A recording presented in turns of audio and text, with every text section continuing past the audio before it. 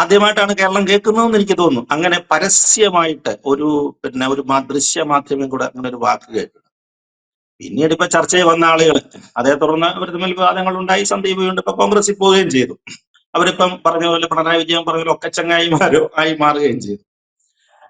അങ്ങനെയുള്ള ആള് അതിൽ നിന്ന് ഇത് സർവ്വസാധാരണമായിട്ട് മാറി. ഇപ്പൊ ചാനൽ ചർച്ചയിൽ അത്തരം വാക്കുകളൊന്നും വലിയ കുഴപ്പമില്ല എന്നുള്ള മട്ടിലാണ് പലരും പ്രയോഗിക്കുന്നത്. പക്ഷെ പിണറായിയുടെ സംഭാവനകൾ ഇതൊന്നുമല്ല. നമ്മൾ പറഞ്ഞതുപോലെ വഞ്ചകൻ ഗ്രേഡ് കുറഞ്ഞൊരു സംഭാവനയാണെങ്കിൽ ഗ്രേഡ് കൂടിയ ഒരുപാട് കാര്യങ്ങൾ അദ്ദേഹം സംഭാവന ചെയ്തിട്ടുണ്ട് രാഷ്ട്രീയത്തിൽ. അദ്ദേഹത്തിന്റെ സംഭാവനകളിലെ ഏറ്റവും പ്രധാനപ്പെട്ടത് നമ്മൾ പറഞ്ഞില്ല, ഗ്രേഡിന്റെ അത് നോക്കുകയാണെങ്കിൽ അതിലൊക്കെ ഒന്നാം നിരയിൽ നിൽക്കുന്ന ഒരു സാധനമാണ് പരനാറി എന്നൊരു പ്രയോഗം. രാഷ്ട്രീയ എതിരാളി വിശേഷിപ്പിച്ചതാണ്.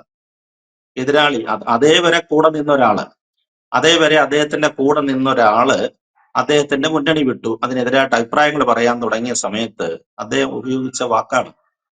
ഈ എതിരാളി നിസ്സാരക്കാരനല്ല. അദ്ദേഹത്തിന്റെ പേര് നമുക്ക് എല്ലാവർക്കും അറിയാവുന്നതാണ്. ഇപ്പോഴും കൊല്ലത്തിന്റെ MP ആയിട്ടുള്ള ശ്രീ MK പ്രേമചന്ദ്രനാണ്.